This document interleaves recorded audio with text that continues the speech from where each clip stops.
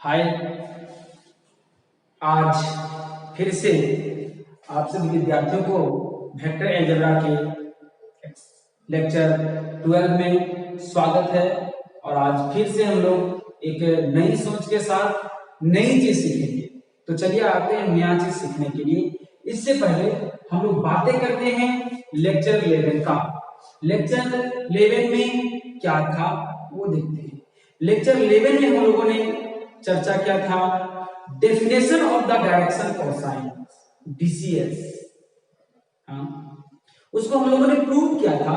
एक थ्योरम था, sum of the square of the direction cosine are unit L square plus M square plus N square equal to 1, cos square alpha plus cos square beta plus cos gamma equal to 1। और theorem 2 था, उसको भी हम लोगों ने prove किया था। वो था sine square alpha plus cos square beta sorry sine square alpha plus sine square beta plus sine square gamma equal to 2। ये दोनों थ्योरम को हम लोगों ने प्रूव किया था। उसके बाद हम लोग का डायरेक्शन कोसाइन से संबंधित कुछ पॉइंट्स हैं जो जिसे जानना अति आवश्यक है। तो लोग देखते हैं, जानते हैं कि डायरेक्शन कोसाइन से रिलेटेड इंपॉर्टेंट पॉइंट क्या है। तो some important points related to direction cosine. तो पहला पॉइंट था कि अभी जो हम लोगों ने अल्फा बीटा और गामा लेते थे, तो मैं आपको एक बार फिर से रिमाइंड करा दूं कि जो किसी वेक्टर का डायरेक्शन और रोटेशन होता था वो हम बात करते थे clockwise direction, sorry anti clockwise direction में बात करते थे। तो यहां हम लोग देखते हैं कि पहला क्या है, if direction cosine of a vector are positive, जो एल का वैल्यू है, एम का वैल्यू है, एन का वैल्यू है, वो पॉजिटिव दिया गया है। जो भी है, एल का वैल्यू 2, एम का वैल्यू 7, एन का वैल्यू प्लस √2, तो तीनों का तीनों यदि पॉजिटिव में दिया गया है, then direction of vector from axis, direction of vector from axis मतलब x axis, y axis and z axis is anti-clockwise and clockwise and vice versa। ये vice versa का मतलब क्या है जरा ध्यान देंगे। कहने का मतलब यदि m इक्वल टू पॉजिटिव दिया गया है, m इक्वल टू भी पॉजिटिव दिया गया है, n इक्वल टू भी पॉजिटिव दिया गया है, तो आपका सवाल होगा, सवाल क्या होगा कि बताइए कि यदि L, M और N greater and equal to 0 है, ग्रेटर एंड इक्वल टू 0 मतलब पॉजिटिव है, तो बताइए वेक्टर का डायरेक्शन ऑफ रोटेशन कैसा होगा। तो हम लोग को क्या बोलना है, एंटी क्लॉकवाइज डायरेक्शन। देखिए A मतलब पॉजिटिव मतलब एडिशन, हाँ A और A मतलब एंटी क्लॉकवाइज डायरेक्शन। A मतलब एंटी क्लॉकवाइज डायरेक्शन और A मतलब ऐड मतलब पॉजिटिव। पॉजिटिव है तो कैसा है, एंटी क्लॉकवाइज डायरेक्शन होगा। इसका वाइस वर्सा क्या होता है। अभी आपको सवाल क्या था, अभी आपका L M N का वैल्यू दिया गया था। अब क्या कहता है, L M N का वैल्यू दिया गया था पॉजिटिव में, तो बोलना था कि डायरेक्शन वेक्टर किधर था, एक्सिस के अलावा, तो हम लोगों ने क्या कहा, anti clockwise direction.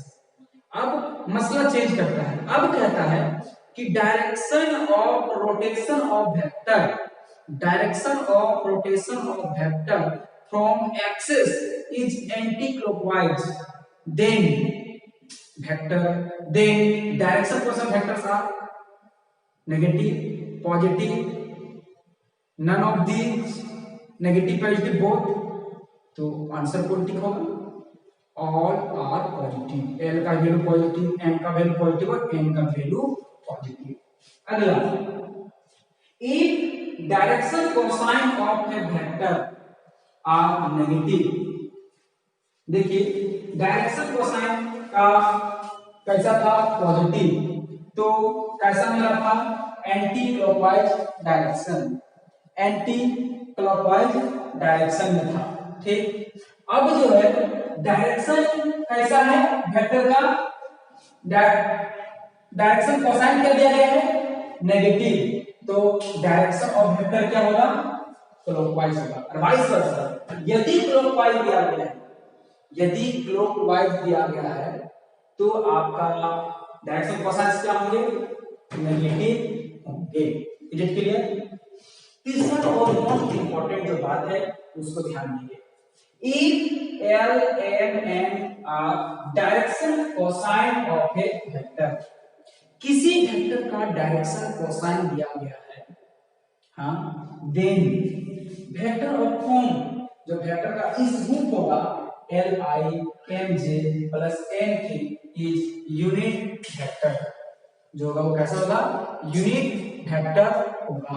That is, इसका मतलब होगा दैट इज जो वेक्टर A होगा ये L I plus M J plus N K is क्या होगा यूनिट वेक्टर होगा। या तो फिर ये हम लोग कह सकते हैं कि A, ये जो L का वैल्यू ये भी हो सकता है, L का वैल्यू ये भी हो सकता है, कैसा हो सकता है cos alpha I plus cos beta j plus cos gamma k, ये भी हो सकता है क्योंकि L का वैल्यू लोगों ने क्या सीखा था cos अल्फा, n का वैल्यू cos बीटा, n का वैल्यू cos गामा हम लोगों ने सीखा था। तो ये जो 100% होगा ये कैसा होगा यूनिट वेक्टर होगा। हम लोग चेक करके देखते हैं, चलिए मैग्नीट्यूड ऑफ A निकालते हैं, मेरा क्या मिलेगा अंडर रूट क्या मिलेगा I का कोएफिशिएंट का स्क्वायर L का स्क्वायर प्लस M का स्क्वायर प्लस K का कोएफिशिएंट का स्क्वायर। और हम लोगों ने सीखा है कि L का स्क्वायर प्लस M का स्क्वायर प्लस N का स्क्वायर इक्वल टू 1 होता है, हम लोगों ने ये बात सीखा है। तो हम लोग देखेंगे कि मैग्नीट्यूड ऑफ A मेरा क्या मिला 1 मिला। देयरफॉर हम कह सकते हैं कि vector A is unit vector. इसका मतलब हो गया कि जब भी डायरेक्शन कोसाइन किसी वेक्टर का दिया गया हो तो L के साथ I, M के साथ J और N के साथ K का जो वेक्टर का कॉम्बिनेशन लिखेंगे वो हमेशा यूनिट वेक्टर होगा। इसको आप स्क्रीनशॉट ले लें।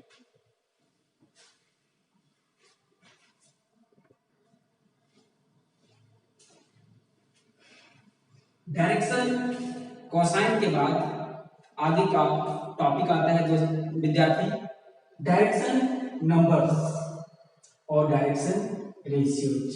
जरा गौर करेंगे, डायरेक्शन नंबर्स हाँ और डायरेक्शन रेशियो ये दोनों सेम नाम का, ठीक है।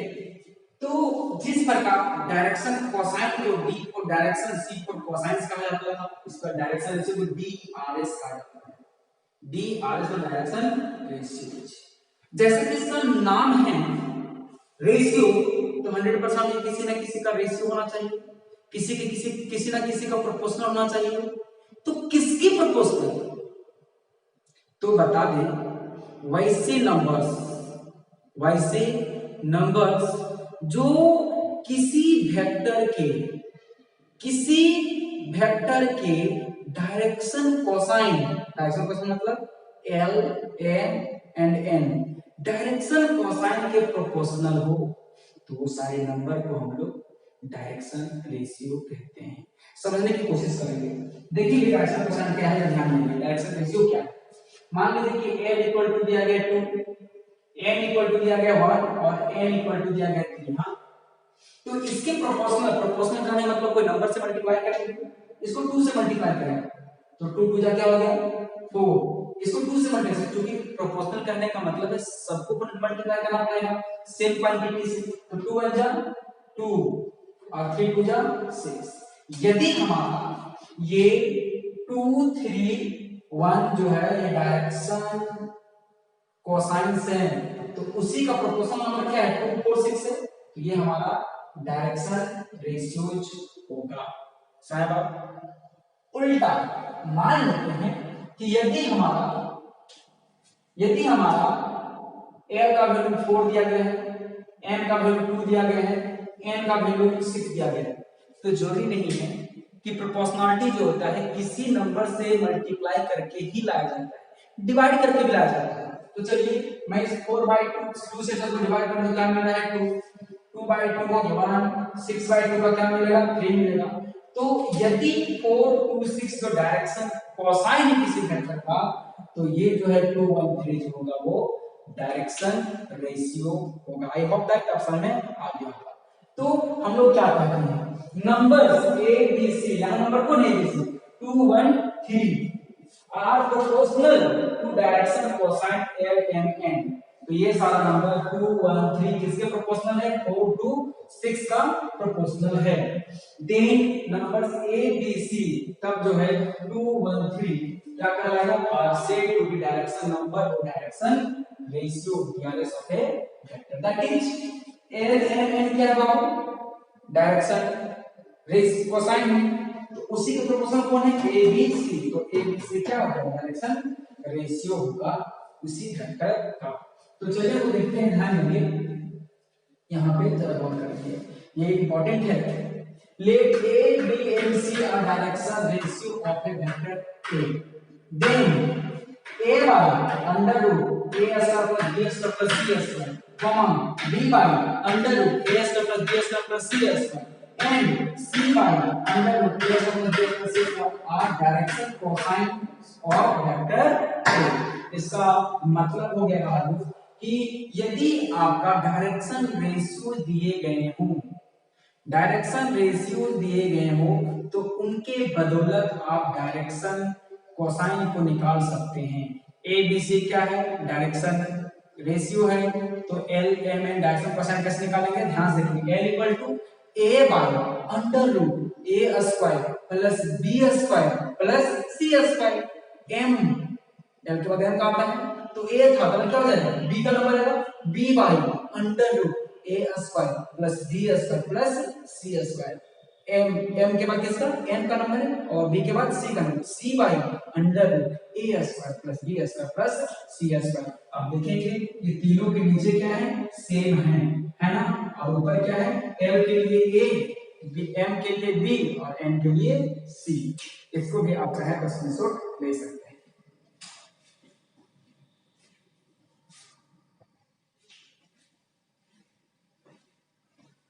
अभी हम लोगों ने अब तक के वीडियो में हम लोगों ने सीख चुका है डायरेक्शन कोसाइन क्या होता है और डायरेक्शन रेशियो क्या होता है। अब हम सीखेंगे कि डिफरेंट डिफरेंट केस क्या हो सकता है, अलग अलग केस क्या हो सकता है डायरेक्शन कोसाइन डायरेक्शन रेशियो निकालने का। ठीक है तो केस 1 में हम लोग आते हैं। केस 1 में हम लोग आते हैं जरा गौर करेंगे ध्यान देंगे। केस 1 मतलब कि डायरेक्शन कोसाइन को निकालने के लिए क्या क्या परिस्थिति होंगी क्या क्या आवश्यकताएं होंगी वो सारी चीज निकालने के लिए। जैसे हमें एग्जाम देने के लिए एग्जामिनेशन हॉल में जाना है तो हमारे पास क्या होना जरूरी है एडमिट कार्ड का होना जरूरी है। तो वैसे ही आपको डायरेक्शन कोसाइन निकालने के लिए क्या क्या होना जरूरी है और आपके पास जैसे 9th का एडमिट कार्ड होगा तो 9th का एग्जाम लिखोगे, 10th का एडमिट कार्ड होगा तो 10th का एग्जाम लिखोगे। इसका मतलब है कि कौन से केस पे क्या क्या दिए होते हैं और उसके प्रयोग से हम डायरेक्शन कोसाइन कैसे निकालते हैं उसको हम लोग केस बाय केस हम लोग देख लेते हैं। केस 1 पहला देखेंगे when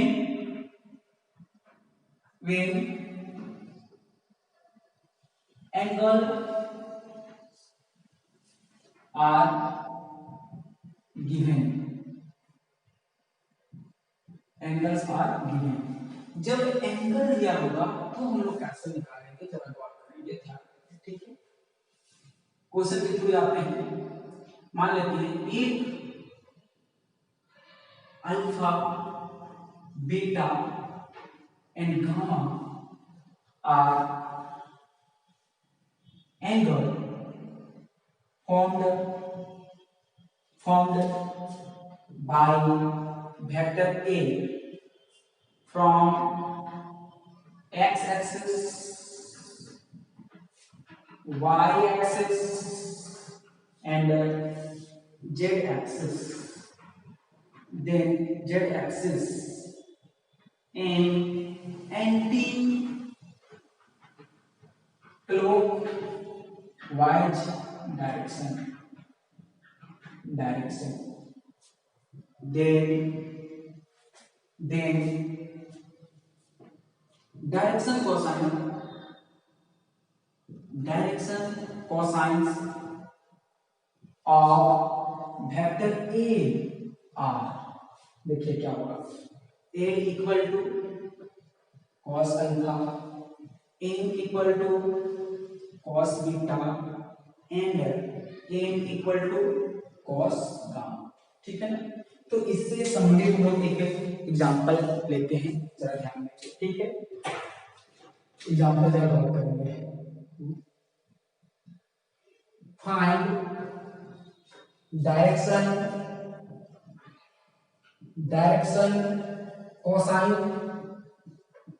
cosines of vector a which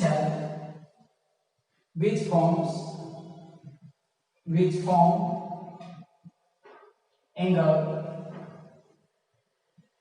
angles 0 degree, pi by 4 and 0, pi by 4 and pi by 6 from x axis, y axis and z axis respectively in anti-clockwise direction. ठीक है, जरा गौर करेंगे क्या करता है। पहले थ्योरी समझिए कि if alpha beta and gamma are angles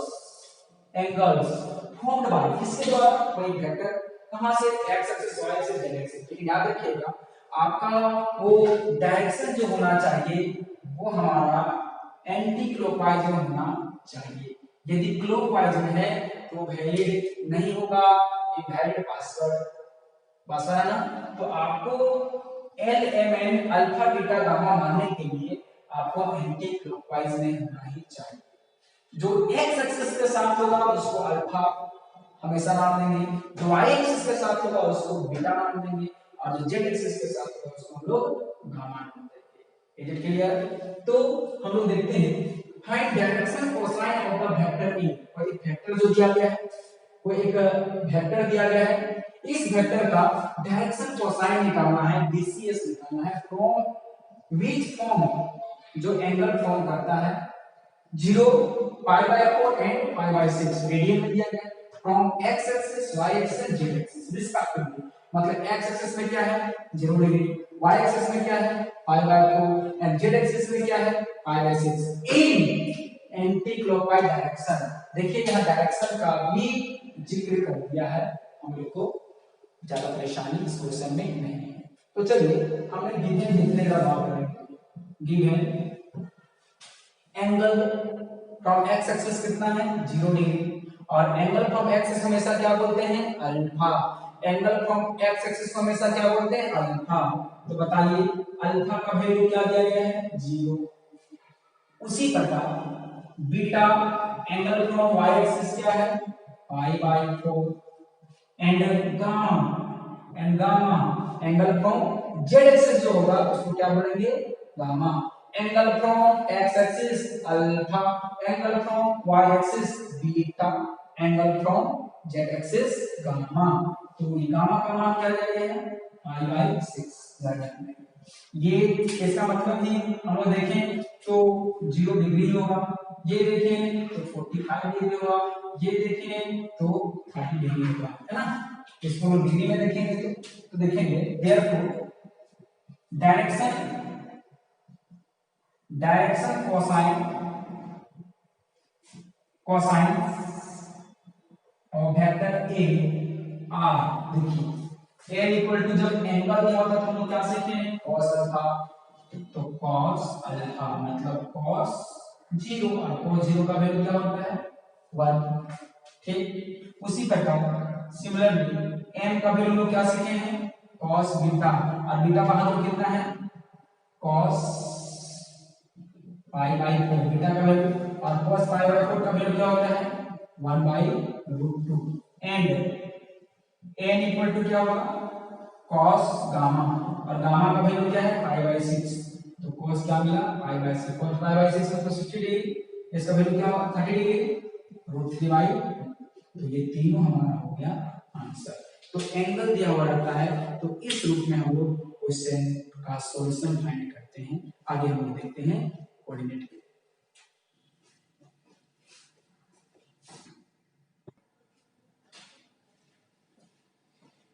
हम लोग केस 2 में आते हैं, a coordinate of a point is given. इसका मतलब हो गया भाइयों, जरा देखिए, मान लेते हैं कि कोई एक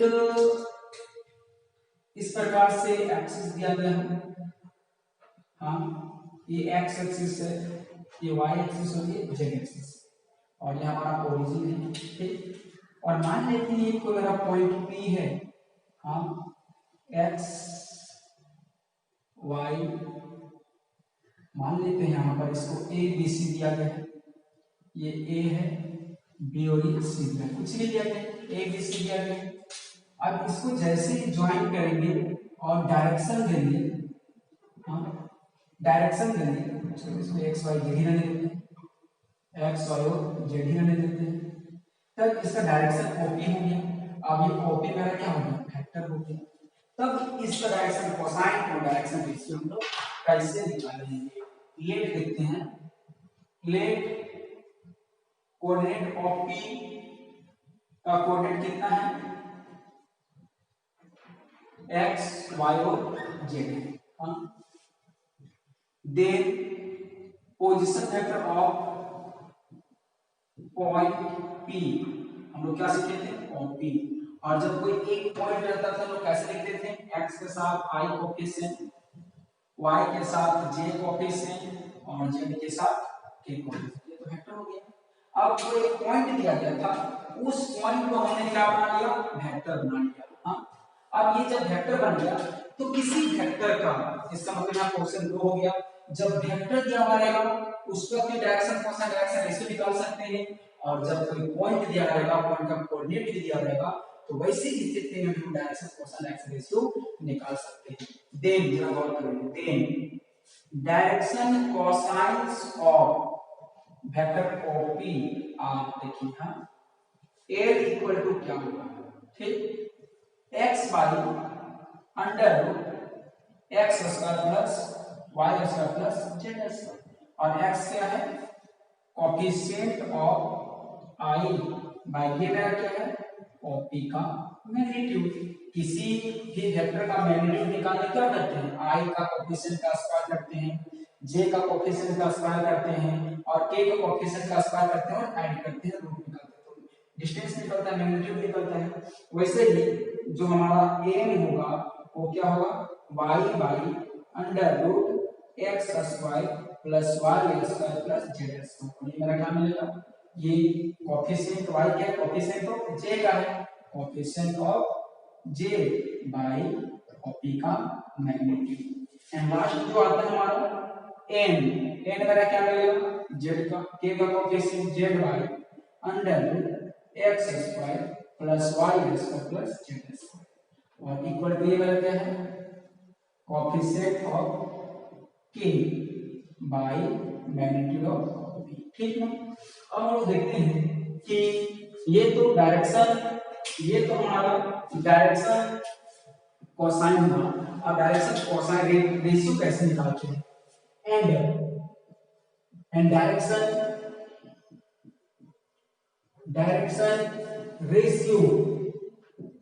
ratios of vector of p R, देखिए एल एम एन मतलब एल एम और एन को हम लोग यूज करते हैं डायरेक्शन कोसाइन को दिखाने के लिए, और डायरेक्शन रेशियो को दिखाने के लिए किसका यूज करते हैं एबीसी का। तो ए जो हमारा होगा वो होगा x, और x मेरा क्या है बताइए coefficient of i, coefficient of मतलब जो कोफिशिएंट ऑफ आई होगा वो ए होगा। सिमिलरली जो बी होगा वाई होगा, और वाई क्या है, coefficient of J, coefficient of J. And C हमारा क्या होगा, जेड होगा, और ये क्या है, कोफिशिएंट ऑफ के। हाँ, तो इस प्रकार से डायरेक्शन कोसाइन और डायरेक्शन रेशियो निकाल सकते हैं। इसका मतलब यदि आपके पास इस प्रकार का कोई वेक्टर मिल जाए, इस प्रकार का कोई वेक्टर मिल जाए 3i + 2j + 7k, तो आप इसका डायरेक्शन कोसाइन और डायरेक्शन रेशियो भी निकाल सकते हैं। चलिए हम लोग एग्जांपल के थ्रू आते हैं। एग्जांपल है, find direction cosine and direction ratio of a point having coordinate. ठीक है, हमें क्या निकालना है, direction cosine DCS and direction ratio, ठीक है, किसका, of a point having coordinate ना दिया गया है।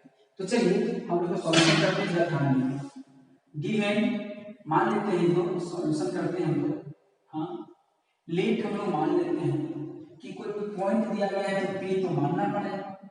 हाँ, -1 0 और ये 3, यही किसके बराबर है, x y और z। इसका मतलब x का वैल्यू -1, y का वैल्यू 0 और z का वैल्यू 3। ठीक है, तो हम लोग क्या करेंगे ना, हम लोग पोजीशन वेक्टर निकाल लेंगे।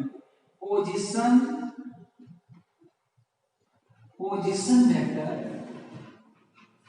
Vector of point P, position vector of point P, हम लोग क्या मिलेगा, OP होगा, क्योंकि कोई पॉइंट होता है, कोई एक सिंगल पॉइंट होता है, तो इसको हम लोग कहां से पोजीशन करते हैं, उसका रेफरेंस पॉइंट होता है, ओरिजिन होता है, OP। हम लोग क्या सीखे हैं, बोलिए तो xi + yj + zk, तो फॉर्मूला हम लोग ने सीखा है। तो यहाँ पर हम लोग को OP हमारा क्या मिलेगा, x का वैल्यू -1 × i + y का वैल्यू 0 × j + z का वैल्यू 3 × 3। तो मेरा क्या हो जाएगा, OP बताइए, -i + 0j 3k। आप चाहें तो ये 0j को नहीं लिख सकते, लेकिन डायरेक्शन कोसाइन डायरेक्शन रेशियो निकालना है, इसे लो लेंगे। तो ना DCS डायरेक्शन कोसाइन ऑफ किसका, वेक्टर OP का, है ना। तो हम लोग क्या मिलेगा, डायरेक्शन कोसाइन को किससे डिनोट करते हैं, L से। तो L को अभी इसके फॉर्मूला हम लोग ने क्या लाया, x by √x² + y² + z²। ठीक, ये तो ठीक, इसी को हम लोग क्या लिखा जाता है, coefficient of i by √x² + y² + z²। तो ये भी लिखा गया था, क्या लिखा गया था, coefficient of i by magnitude of x, ये ठीक ना। तो हम ये भी लिख सकते हैं, चाहे वो भी लिख सकते हैं, दोनों बात सेम है। तो हम क्या लिखते हैं यहाँ पर, in x by √x² + y² + z²। तो x का वैल्यू कितना है बताइए, -1 by √ क्या मिलेगा, बोलिए, -1 का स्क्वायर + 0 का स्क्वायर + 3 का स्क्वायर। तो आई होप दैट क्या मिला, -1 by 3 9 और 1 √10। ठीक है, तो वैसे ही देखेंगे हम लोग। सिमिलरली m का वैल्यू क्या होता है, ये फॉर्मूला के अनुसार y by √x² + y² + z²। तो y का वैल्यू क्या है, y का वैल्यू क्या है, ये हमारा x का वैल्यू, ये हमारा y का वैल्यू, ये हमारा z का वैल्यू। तो ये क्या है, 0y सॉल्व करने से क्या मिलेगा, √10 मिलेगा, ये 0। हाँ, एंड फाइनली m हो चुका है, n क्या होता है, z by √x² + y² + z²। z का वैल्यू कितना है, 3 है, बाय इसको सॉल्व करेंगे तो √10 आएगा। तो क्या मिला, 3 by √10। Therefore d DCS of किसका वेक्टर OP का R क्या नहीं बोलिए तो -1/√10 कोमा 0 और 3/√10 ये हमारा आंसर हो गया। डायरेक्शन कोसाइन निकल चुका है, अब डायरेक्शन रेशियो चाहिए। नाउ DRS और किसका वेक्टर OP। हाँ तो मेरा क्या मिलेगा, हमने क्या बोला कि डायरेक्शन कोसाइन को LMN से रिप्रेजेंट करते हैं और डायरेक्शन रेशियो या डायरेक्शन नंबर को ABC से रिप्रेजेंट करते हैं। तो ए का वैल्यू हमने क्या लिखा था, कोएफिशिएंट ऑफ I, इसका मतलब x का वैल्यू कितना है -1। तो सिमिलरली b का वैल्यू क्या होगा y का वैल्यू कितना है 0 एंड z का वैल्यू c का वैल्यू क्या होगा z यानी क्या है z 3। सो बोलो therefore डायरेक्शन रेशियोज आर क्या होगा -1 0 एंड 3।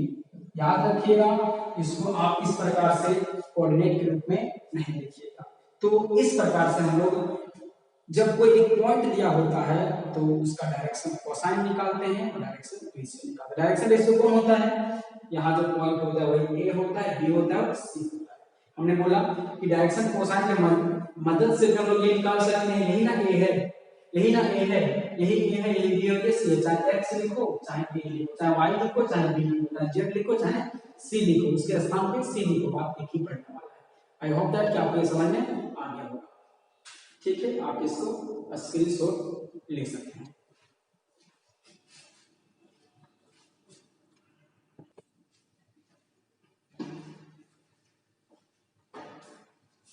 हम लोग का केस 1 हम लोगों ने क्या पढ़ा, जब उसका एंगल दिया होता था। केस 2 में क्या पढ़ा, जब उसका कोई एक पॉइंट हो और उस पॉइंट का कोऑर्डिनेट दिया गया हो। केस 3 क्या है, केस 3 क्या है ध्यान दें।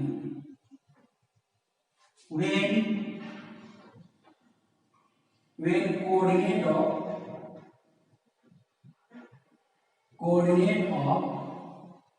two distinct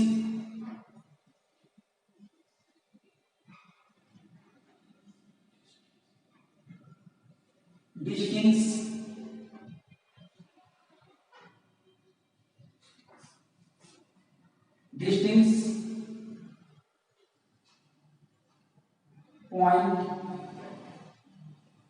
डिस्टिंक्ट या डिफरेंट भी कर सकते हैं, डिफरेंट पॉइंट्स आर गिवन।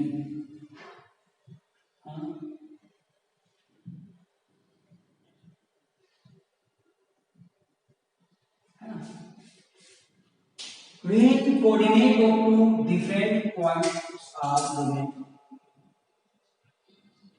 ये तो डिफरेंट की जगह पर डिस्टिंक्ट भी हम लोग लिख सकते हैं कि डिस्टिंक्ट और डिफरेंट दोनों सेम चीज होता है। तो हम डिस्टिंक्ट भी कर सकते हैं या डिफरेंट दोनों सेम चीज होता है।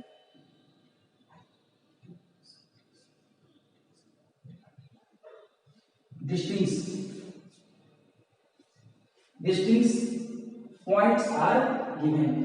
ठीक है, जब दो अलग अलग पॉइंट हो तो उसका कोऑर्डिनेट दिया गया हो तो वैसे उसका डायरेक्शन कोसाइन और डायरेक्शन रेशियो हम लोग कैसे निकालते हैं देखते हैं लोग, ध्यान देंगे। इसका मतलब इसका मसला होगा इस प्रकार से, एक्स वाई और जेड, ये हमारा पी हो गया, x1 y z1, ये हमारा q हो गया, x2 y2 ये z2 होगा। चलो इसको वेक्टर का रूप देते हैं तो a2 q दे देंगे, है ना। तो चलिए हम लोग लेट देखते हैं, coordinate of p x1 y1 z1। हाँ तो बताइए पोजीशन वेक्टर ऑफ OP को क्या लिखते हैं, p को OP लिखते हैं, x1 i plus y1j plus z1 k and position vector of q क्या दिया गया है, सॉरी कोऑर्डिनेट ऑफ q क्या दिया गया है, x2 y2 ये z2। तो बताइए पोजीशन वेक्टर ऑफ q क्या होगा, x2i plus y2j plus z2k। Now हम लोग को pq चाहिए, तो हमने क्या बोला था, जब दो पॉइंट्स को हम लोग इसको वेक्टर का फॉर्म देते हैं तो मेरा क्या होता है, क्या होता है, position vector of last plus position vector of first, OQ minus OP। हाँ, तो हम लोग को यहाँ पर क्या मिलेगा, PQ दिया गया है तो OQ भी मिला है, देखो OQ भी मिला, OP मिला है, डायरेक्टली हम लोग PQ क्या सीखे थे, बात याद कीजिए, x2 माइनस x1i दो पॉइंट है, plus y2 minus y1j plus z2 minus z1k। यही ना। अब बताइए, अभी फिलहाल अभी इससे पहले का थ्योरी में हमने सीखा, जब कोई एक वेक्टर होता था तो उसको डायरेक्शन कोसाइन डायरेक्शन रेशियो कैसे निकालते थे, तो बताइए, ध्यान दीजिए, देन डायरेक्शन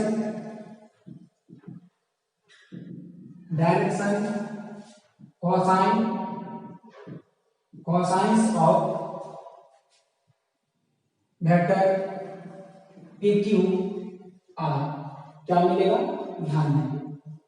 सबसे पहले L चाहिए, तो L हम लोग ने क्या सीखा था, coefficient of I by magnitude of PQ।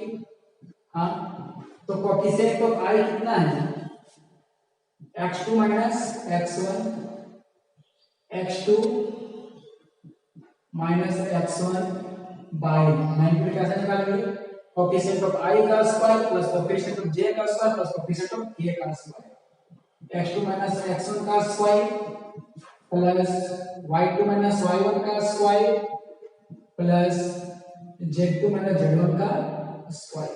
कैसे हो गया, वैसे सिमिलरली हम लोग को L के बाद M चाहिए, तो क्या होगा, कोएफिशिएंट ऑफ, आगे बढ़ेंगे I के बाद J, y क्या मिलेगा, PQ का मैग्नीट्यूड, तो इसके वजह से क्या होगा, y2 माइनस y1 बाय जो होता है नीचे क्या होगा, x2 माइनस x1 का whole square plus y2 minus y1 का whole square plus z2 minus z1 का होल स्क्वायर। ये हो गया।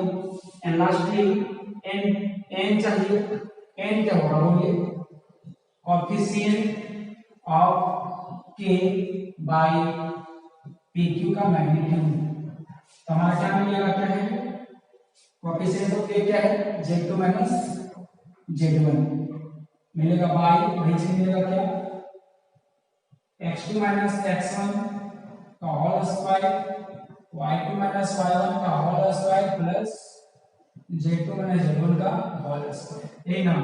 तो आपको जब डायरेक्शन कोसाइन निकालना होगा, दो पॉइंट दिया गया है, तो इस प्रकार निकाल लेंगे, उसका वैल्यू सारा वहां पे हम लोग पुट करेंगे। Is it clear? Again and मुझे क्या चाहिए, डायरेक्शन कोसाइन निकालिए, डायरेक्शन रेशियो चाहिए, direction ratio of vector PQ R। देखिए क्या मिलेगा, डायरेक्शन रेशियो कैसे कर सकते हैं, ABC से। ए हम लोगों ने क्या सीखा था, कोएफिशिएंट ऑफ I तो मेरा x2 माइनस x1, ये फॉर्मूला हो गया।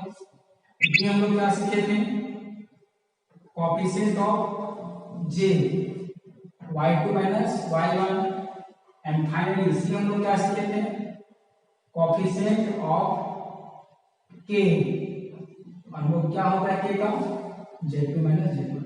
तो आई होप दैट कि वेक्टर लाने के बाद आपका दो पॉइंट दिया रहेगा, तो आप वेक्टर ले आओगे, और वेक्टर ले आने के बाद अभी जैसे पिछला एग्जांपल बनाया वैसे ही बनेगा। ठीक है, मैं उम्मीद करता हूं कि आप ऐसे क्वेश्चन को बना लेंगे, और नेक्स्ट डे हम लोग केसीसी का जो एक्सरसाइज 25.2 है उसको सॉल्व करेंगे। धन्यवाद।